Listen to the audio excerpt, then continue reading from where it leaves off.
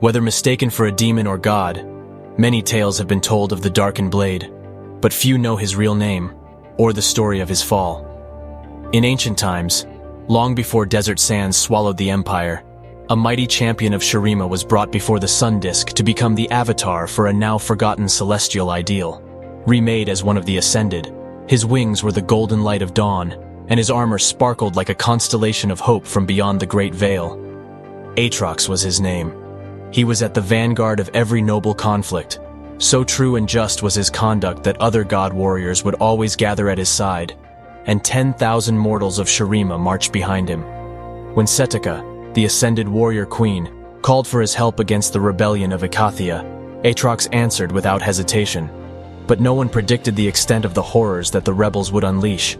The void quickly overwhelmed its Ikathian masters and began the grinding annihilation of all life it encountered. After many years of desperate battle, Aatrox and his brethren finally halted the void's perverse advance and seared the largest rifts shut. But the surviving Ascended, the self-described Sunborn, had been forever changed by what they had encountered. Though Shurima had triumphed, they all had lost something in their victory, even noble Aatrox. And in time, Shurima fell, as all empires must. Without any monarch to defend, or the existential threat of the void to test them, Aatrox and the Sunborn began to clash with one another, and eventually this became a war for the ruins of their world. Mortals fleeing the conflict came to know them instead by a new and scornful name, the Darken. Fearing that these fallen Ascended were as dangerous to Runeterra's survival as the Void incursions had been, the Targonians intervened. It is said that the aspect of Twilight gave mortals the knowledge to trap the Darken, and the newly reborn aspect of war united many in fighting back against them. Never fearing any foe, Aatrox and his armies were ready, and he realized only too late that they had been deceived. A force greater than 1,000 dead suns pulled him inside the sword he had carried into battle countless times, and forever bound his immortal essence to it. The weapon was a prison, sealing his consciousness in suffocating eternal darkness, robbing him even of the ability to die.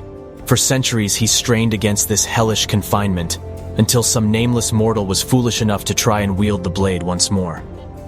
Aatrox seized upon this opportunity, forcing his will and an imitation of his original form onto his bearer, though the process quickly drained all life from the new body. In the years that followed, Aatrox groomed many more hosts, men and women of exceptional vitality or fortitude. Though his grasp of such magics had been limited in life, he learned to take control of a mortal in the span of single breath, and in battle, he discovered he could feast on his victims to build himself ever larger and stronger.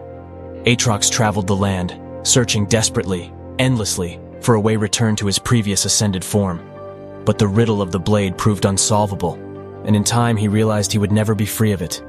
The flesh he stole and crudely shaped began to feel like a mockery of his former glory, a cage only slightly larger than the sword.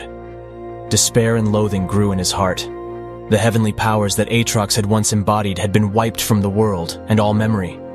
Raging against this injustice, he arrived at a solution that could only be born of a prisoner's desperation. If he could not destroy the blade or free himself, then he would embrace oblivion instead. Now, Aatrox marches toward this merciless goal, bringing war and death wherever he goes. He clings to a blind hope. If he can drive all of creation into a final apocalyptic battle, where everything else is destroyed, then maybe he and the blade will also cease to exist.